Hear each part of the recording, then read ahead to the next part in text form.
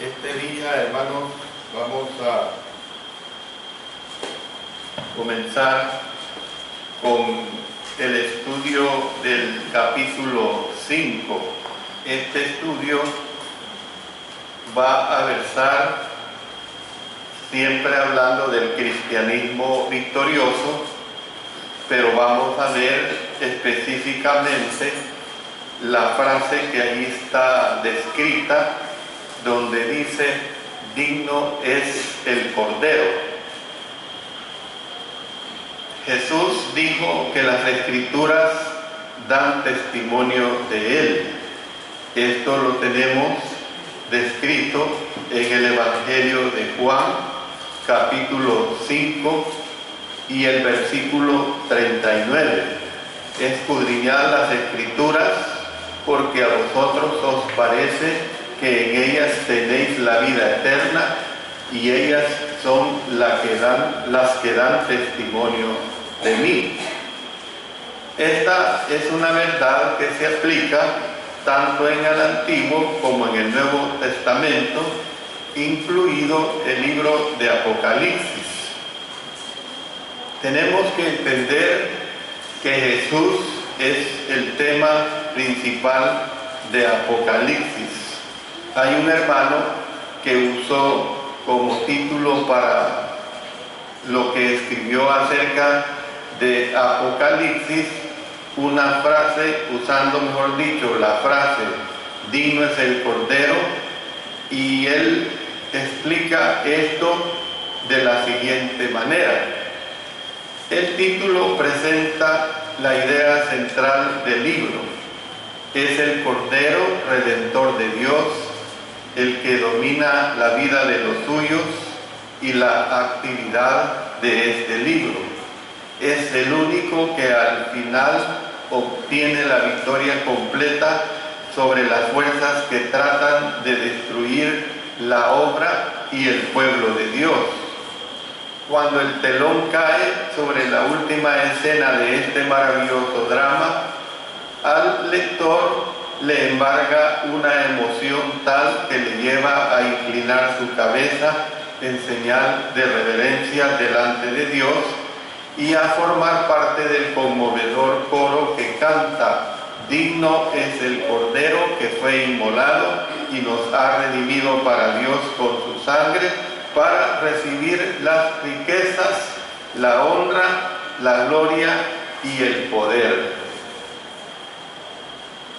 Este cántico citado se basa en Apocalipsis capítulo 5, el texto que estaremos estudiando a partir de esta lección que titulamos Digno es el Cordero, y que por unos 2 domingos más les pido que en estos días intermedios de la semana ustedes estén leyendo este capítulo 5.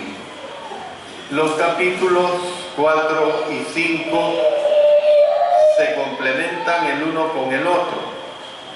El capítulo 4, el cual ya hemos estudiado en varias lecciones, se centra en la adoración a Dios como creador, mientras que el capítulo 5 presenta la adoración a Cristo como Redentor. Esto es lo que vamos a destacar en este capítulo 5 de Apocalipsis, a Cristo como Redentor.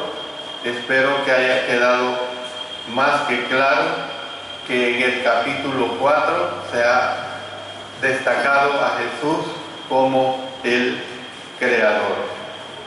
Cuando se corrió el telón para mostrar el drama celestial que da comienzo en el verso 1 de este capítulo 5, se pudo notar que el trono todavía ocupaba el estrado central. Miren lo que dice aquí en este versículo 1 del capítulo 5 de Apocalipsis: y vi en la mano derecha del que estaba sentado en el trono un libro escrito por dentro y por fuera, sellado con 7 sellos. O sea, ustedes se pueden dar cuenta que el Señor todavía está sentado en el trono, teniendo ese libro escrito por dentro y por fuera, sellado con 7 sellos. Entonces, los ancianos, los seres vivientes y los 7 espíritus estaban todavía presentes. Noten, nada más lo hago como referencia, vamos a llegar a la explicación detallada cuando sea su tiempo, pero noten los versos 5 y 6. Y uno de los ancianos me dijo: no llores, he aquí que el león de la tribu de Judá, la raíz de David, ha vencido para abrir el libro y desatar sus 7 sellos. Y miré y vi que en medio del trono y de los 4 seres vivientes y en medio de los ancianos estaba en pie un cordero como inmolado, que tenía 7 cuernos y 7 ojos, los cuales son los 7 espíritus de Dios enviados por toda la tierra. Esta vez, sin embargo, un aire de anticipación se cernió sobre la escena, y eso es lo que precisamente vamos a contemplar. ¿Quién es digno? ¿Quién es digno? Esa es la interrogante. Ahí se contempla la respuesta en los versos 1 hasta el 4. Hablemos primeramente del rollo del cual habla el versículo 1. Casi inmediatamente la atención empezó a apoderarse de los presentes. Relata Juan que vio esto es importante detallarlo cuando habla de que vio Juan la palabra que se traduce por hermanos. Ustedes tienen que entender que toda descripción con lo cual nos comunicamos son palabras, no importa que tengan 2 letras, no importa que sean monosílabos, o sea, una sílaba. Y, por ejemplo, es una palabra. ¿Por qué es una palabra? Porque dependiendo del uso que le damos a esa palabra, así entendemos. Si yo le digo a usted: hermano Jim, tráigame la silla y su Biblia, ¿ve? Pero si yo le digo: hermano Jim, tráigame la silla, ahí nomás me quedo, él me va a traer la silla, porque ya no usé la palabra ahí. Entonces, nunca menospreciemos ninguna palabra, porque no importa que sean monosílabos o bisílabos, tienen un significado. Y en este caso, es epi, o sea, una preposición griega cuyo significado literal es encima de o sobre. Encima de o sobre.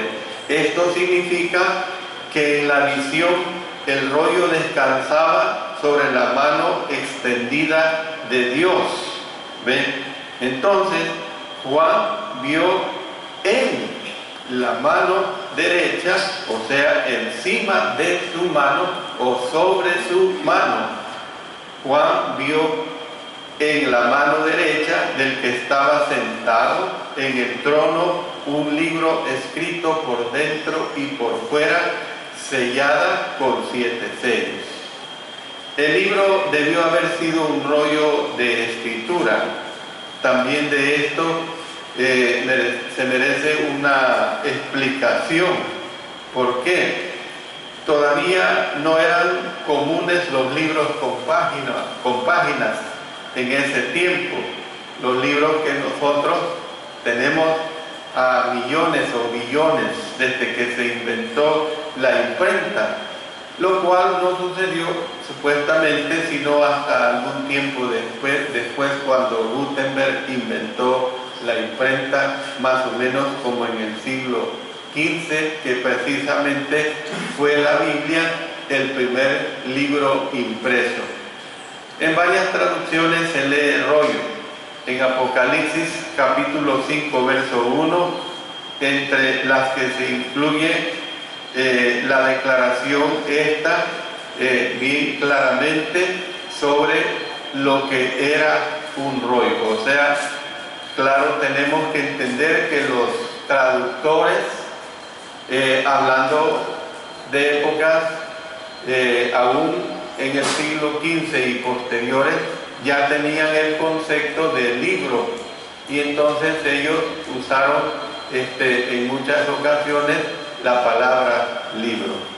Bueno, el libro debió haber sido un rollo de escritura, una larga banda de papel enrollado alrededor de 2 palos. No era fácil, hermanos. Imagínense qué bendecidos somos nosotros ahora que en este libro están recopilados los 66 libros de la Sagrada Escritura. Imagínense qué bendición hay, que hay libros de las Sagradas Escrituras que más o menos cubren una tercera parte de este libro, así de pequeñito, y ahí están incluidos los 66 libros. Entonces, el libro pues debió de haber sido un rollo de escritura, una larga banda de papel enrollada alrededor de 2 palos. Y este rollo tenía 2 peculiaridades. Voy a hablar de esas 2 peculiaridades. En primer lugar, el papel estaba escrito por ambas caras. Fíjense que esto es bien curioso, lo que se nos hace ver que estaba escrito por ambas caras. Esto nos recuerda, vamos a ir a Ezequiel capítulo 2, versos 9 y 10. Ezequiel capítulo 2, versos 9 y 10. Y miré, y he aquí una mano extendida hacia mí, y en ella había un rollo de libro, y lo extendió delante de mí, y estaba escrito por delante y por detrás, y había escritas en él endechas y lamentaciones y ayes. Entonces, sin embargo, el libro de Ezequiel capítulo 2 guarda una mejor correspondencia con el librito que tenemos en Apocalipsis capítulo 10 y el versículo 2, que cuando lleguemos a este capítulo, por supuesto, vamos a hacer referencia a ese librito que aquí se menciona. Pero ahorita lo vamos a leer, el verso 2 del capítulo 10. Tenía en su mano un librito abierto y puso su pie derecho sobre el mar y el izquierdo sobre la tierra. Entonces, era hablando siempre sobre las características de cómo eran los rollos en los cuales se escribía en ese tiempo. Era un papel que normalmente se hacía de papiro. Se rebanaba finamente el corazón de la planta del papiro y se unían los pedazos en tiras verticales.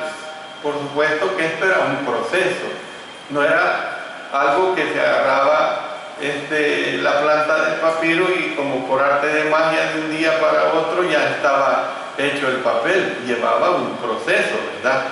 Luego se ponía una segunda capa horizontalmente sobre la primera, se pegaban las 2 capas con un adhesivo y se aplanaban ejerciendo presión sobre ellas.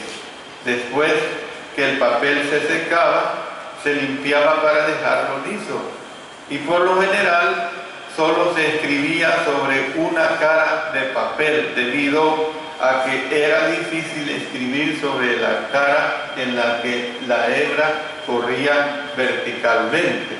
Aunque ustedes ya han leído cómo es que estaba tanto en Ezequiel y en Apocalipsis, que estaba escrito a ambos lados, pero tenemos que entender que esto es simbología y lo que el Señor está diciendo se refiere precisamente a un mensaje completo, pues. Entonces, en la visión de Juan, ambas caras del rollo habían sido usadas. Lo anterior, hermanos, puede ser indicio de lo completo del mensaje. Eso es lo que tenemos nosotros que entender. Fíjense bien que nosotros no tenemos que adrede buscar como que la Biblia se contradice. No, tenemos que buscarle el mensaje que nos da. Y este es el mensaje cuando está diciendo acá que estaba escrito a ambos lados. Es un indicio de lo completo del mensaje. Bueno, este es el primer aspecto que mencionaba de las peculiaridades de este rollo. Pero ahora veamos cuál es la segunda peculiaridad. El rollo estaba sellado con 7 sellos. Óigase bien, 7 sellos. Y voy a hablar sobre esto para un mejor entendimiento, una mejor comprensión. Tal vez lo que deberíamos imaginarnos es un rollo sellado con 7 sellos a lo largo de su orilla externa, como quien dice, termina de enrollarse, y en el canto de la orilla, cuando termina, ustedes imagínense el rollo, ahí están los 7 sellos. ¿Ven? Como una garantía. En aduana hay unas cosas metálicas que les ponen a los contenedores y a los paquetes voluminosos que se llaman marchamos. Eso le da garantía que aquello que contiene ha sido revisado, que aquello es lo que describe el papel donde se ha escrito. Pues así eran estos sellos, era una garantía. Es posible que el rollo consistiera de 7 hojas separadas, cada una de las cuales estaba sellada por separado.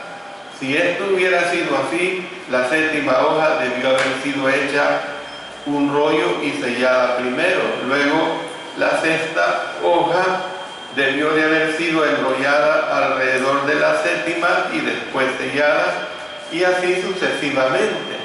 Sin embargo, la anterior ordenación nos ayuda a entender cómo, después de romper el primer sello, se exponía la primera parte del mensaje. Pero bueno, ¿qué es lo que tenemos que seguir considerando? El rollo estaba sellado con 7 sellos. Había sido una práctica por muchos años, hermanos, el sellar los documentos importantes, de tal manera que esto no es nuevo, hermanos. Esto no es nuevo, esto lo han heredado, yo creo que los países, todos los países del mundo, sea sencilla una institución o sea la mejor institución de nombre, se ocupan sellos. Que las formas cambien, eso no es el punto, pero es un sello. Usted va a la embajada americana, recibe una visa, y la visa se la estampan en una forma de sello, que es un sello especial, difícil de falsificar, pero es un sello. Es la garantía de que usted está autorizado para poder entrar a esa nación.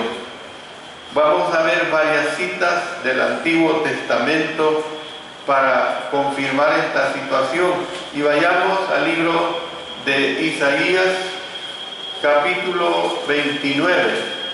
En Isaías capítulo 29, en el verso 11, leemos: y os será toda visión como palabras de libro sellado, el cual si dieren al que sabe leer y le dijeren, lee ahora esto, él dirá, no puedo, porque está sellado. Imagínense el valor del sello. no puedo porque está sellado. Vamos ahora a Jeremías capítulo 32, verso 44. Dice ahí: heredades comprarán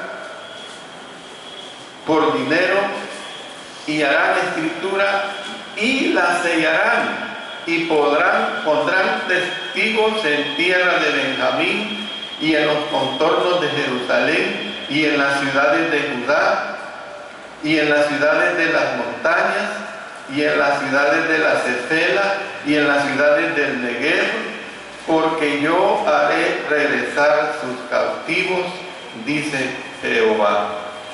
Ahora pasemos al libro de Daniel.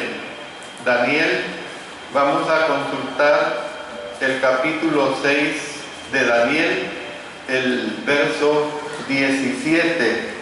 Y fue traída una piedra y puesta sobre la puerta del foso, la cual selló el rey con su anillo y con el anillo de sus príncipes, para que el acuerdo acerca de Daniel no se alterase.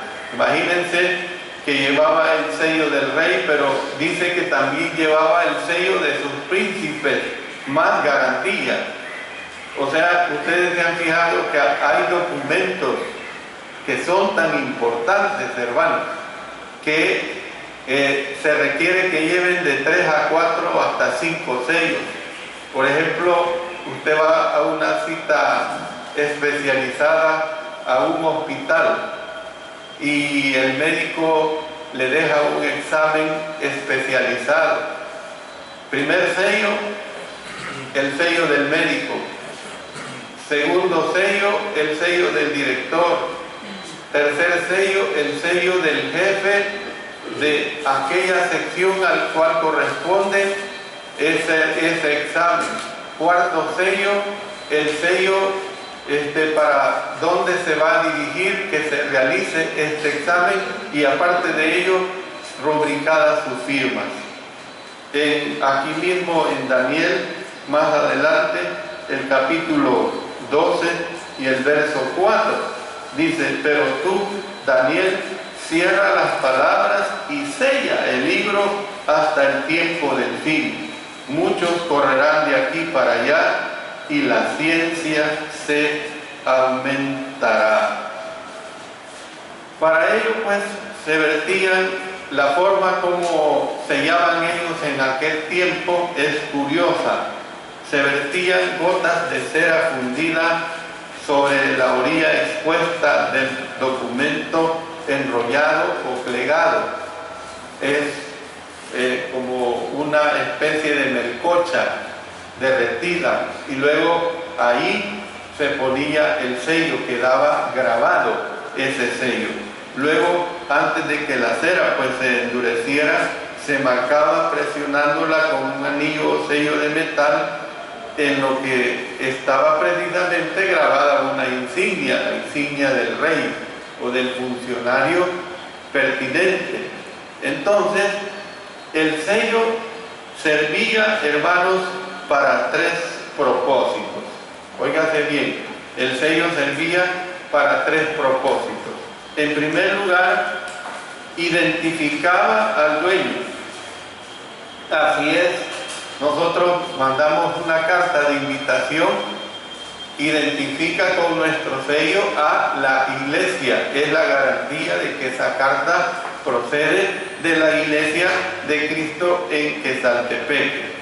Entonces identificaba al dueño. En segundo lugar, aseguraba la autenticidad. O sea, eso va implícito, hermano. Eso va implícito. ¿Por qué digo implícito? Porque el receptor del documento cree en aquel sello, cree de que aquel documento es auténtico porque lleva ese sello. Entonces, se le da validez, se corrobora precisamente, se asegura pues la autenticidad. Y en tercer lugar, el sello protegía el contenido. ¿Ve? Porque tenían la costumbre de que a lo mejor lo sellaban por dentro, pero también lo sellaban cuando terminaban en la orilla del rollo, llevaban ese sello para que nadie lo abra. Fíjense que esto es bien importante, hermano. Al menos yo lo digo con plena libertad y espero que ustedes así lo entiendan y así también lo sientan. Si un documento viene dirigido para mí, dice Oscar Alexander Castellanos Castro, y ahí aparece mi dirección, aparecen mis datos completos, si es posible, ahora se acostumbra en las direcciones poner los números telefónicos. Y aquel documento que me entregan venía protegido por un sello, pero luego yo veo de que aquel sello ya ha sido violado, aquel sello ha sido roto, aquel sello ya no hay garantía. Hombre, a mí me tiene que molestar eso, porque alguien lo abrió, alguien abrió ese sello. Yo les estoy hablando todo esto para que después entendamos el mensaje de estos 7 sellos que vamos a hablar posteriormente. ¿Saben ustedes que por decreto y ley constitucional la correspondencia que se dirige a X persona en nuestra nación es inviolable? Nadie la puede abrir, hermano. Nadie la puede abrir. ¿Ve? Solamente cuando se pierden las garantías constitucionales se pierde esta garantía. El Estado con sus funcionarios tienen derecho a abrirlo, pero la ley les protege cuando hay estado de sitio o ley marcial. Se pierden esas garantías constitucionales de la inviolabilidad de los documentos. Les cuento esto que me sucedió hablo quizás, hermanos, de unos 40 años atrás.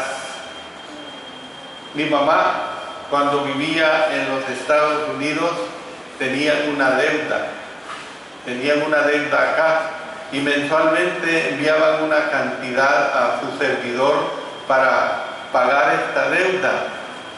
Pero resulta que después de 2 meses que yo no recibía el envío acostumbrado, me pongo en contacto con ellos. A aquellos tiempos no era como hoy, que hablar por teléfono es lo más fácil de este mundo y lo más barato.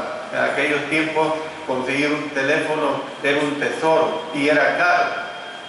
Se regía uno por cartas.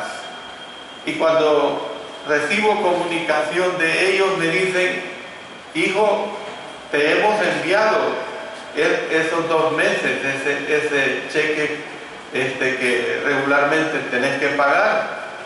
Y entonces empiezo a hacer las investigaciones yo, y consiguieron fotocopia de los cheques cobrados, y atrás estaba endosado con un nombre, un tal Hidalgo, Francisco Hidalgo, algo así. Entonces ese hombre se había robado los cheques, los había cobrado. ¿Y por qué les pongo esta ilustración? Porque esos cheques venían en correspondencia certificada, aún más, hermanos. La correspondencia certificada no se puede violar. Cuando yo llego al correo y tomo el ascensor, le digo al ascensorista, solo recuerdo el apellido Hidalgo, ahorita no me viene el nombre. Mire, y el señor Hidalgo, me dijo, está en el 3er piso. Y ya me voy al 3er piso, al 2.º piso, porque el jefe de personal era amigo mío. Y le digo, mira, le digo, y el señor fulano de tal, me dijo, ese es el jefe de no sé qué. Y entonces un jefe me terminó de constatar aquello. Y yo así, hermanos, si no me da pena decirlo, le dije al jefe de personal, pues mira, le dije, este hombre es un ladrón, porque mira, aquí tengo los documentos, me ha robado 2 cheques de 2 meses. ¿Sabés que este hombre puede ir a la cárcel ahorita? Y mira, me dijo, no te preocupes, este hombre ya fue despedido, me dice, precisamente por eso, ¿verdad?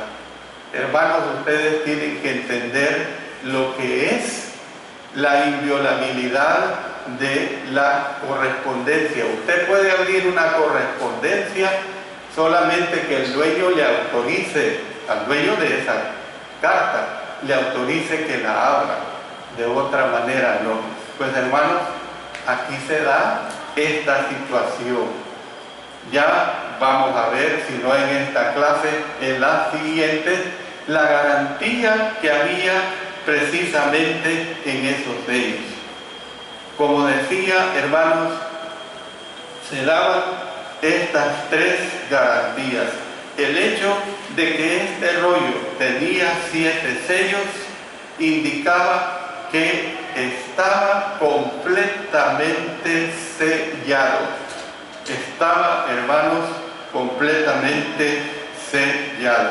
O sea, el contenido de un documento era protegido mediante un sello, del mismo modo que el contenido de un frasco de medicina lo es hoy en día. Ustedes se dan cuenta, usted compra sobre todo si usted compra frascos de medicina que son envasados en Estados Unidos y fabricados ahí en Estados Unidos, existe un control de calidad tremendo. ¿Qué le dice? Si la tapa es una cosa pegada, aparte del tapón, dice está violada, usted rechace este producto. ¿Ven? Usted tiene que rechazar este producto y usted puede ir a la farmacia, al lugar donde se lo vendieron, mire, me lo cambia porque esto ya estaba roto, y tiene que exigir que le den uno que no esté roto. Y si el vendedor o dueño le dice no, mire que no sé qué, que no sé cuánto, no lo acepte. Entonces, si usted no me lo quiere cambiar, devuélvame mi dinero. Entonces, el contenido de un documento era protegido mediante un sello de ese mismo modo, y en este caso, cuando encontramos que el sello está roto, sospechamos que el contenido pudo haber sido adulterado. El hecho de que el rollo estaba escrito por ambos lados, que ya me he hecho referencia a esto, y sellado 7 veces, hermano, imagínense 7 sellos, también puede ser señal de que el proceso de revelación se había completado. Y a través de los siglos ha habido hombres que, según el testimonio de sí mismos, Dios les ha dado revelaciones especiales, o sea, adicionales, pero estas adolecen de un problema, y es que tendrían que añadirse a una revelación que ya Dios terminó de dar, que es completa. Miren, usando el mismo argumento que nos presenta al final este libro, en el capítulo 22, los versos 18 y 19. Yo testifico a todo aquel que oye las palabras de la profecía de este libro. Si alguno añadiere a estas cosas, Dios traerá sobre él las plagas que están escritas en este libro. Y si alguno quitare de las palabras del libro de esta profecía, Dios quitará su parte del libro de la vida y de la santa ciudad y de las cosas que están escritas en este libro. Nadie, hermanos, óiganse bien, nadie podía conocer lo que estaba dentro sin antes romper los sellos. Miren qué grandioso.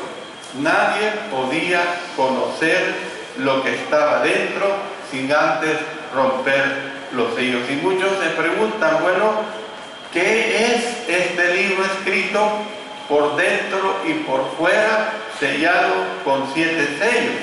Bueno, causa asombro el hecho de que en los comentarios se lean especulaciones que son disparatadas sobre este tema. Una de las más interesantes ideas que se han propuesto es que el rollo era un testamento, idea que se fundamenta en el hecho de que los testamentos romanos se sellaban con 7 sellos.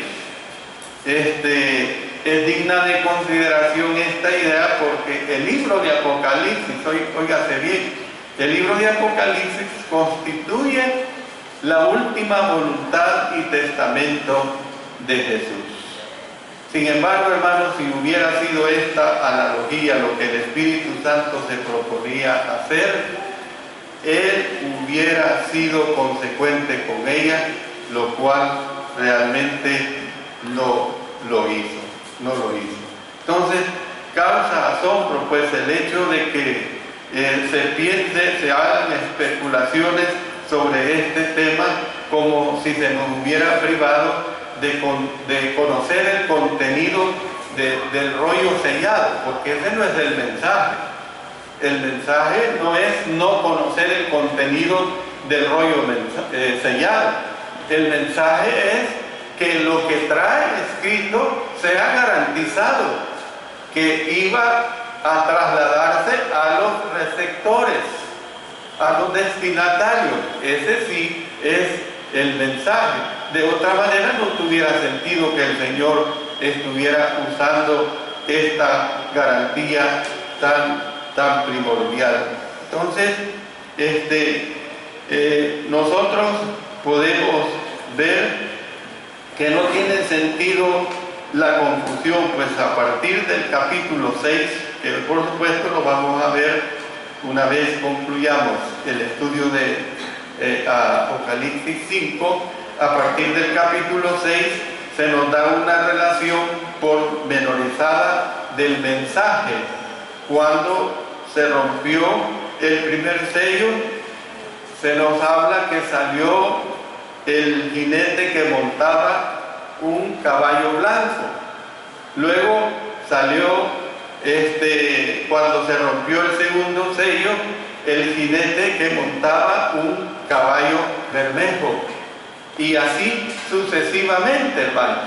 Entonces parece obvio que en el rollo estaba escrito el resto del libro de Apocalipsis, lo que se narra desde el capítulo 6 hasta el capítulo 22.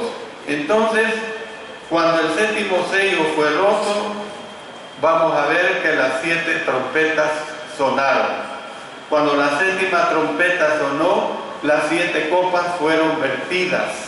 Y fue a raíz del rompimiento de los 7 sellos que se dio la revelación de todo el mensaje. Esto es lo que vamos a ver. Cuando se rompen los 7 sellos, se da, hermanos, la revelación de todo el mensaje. Lo anterior permite, pues, afirmar, por lo tanto, que el rollo con los 7 sellos contenía la totalidad del mensaje. El rollo contenía claramente, pues, la totalidad del mensaje. Paro acá, hermanos, para así permitir que haya retención de lo que hasta este momento hemos estudiado. Fíjense que si usted le ha puesto cuidado, apenas hemos visto el versículo 1, apenas el versículo 1.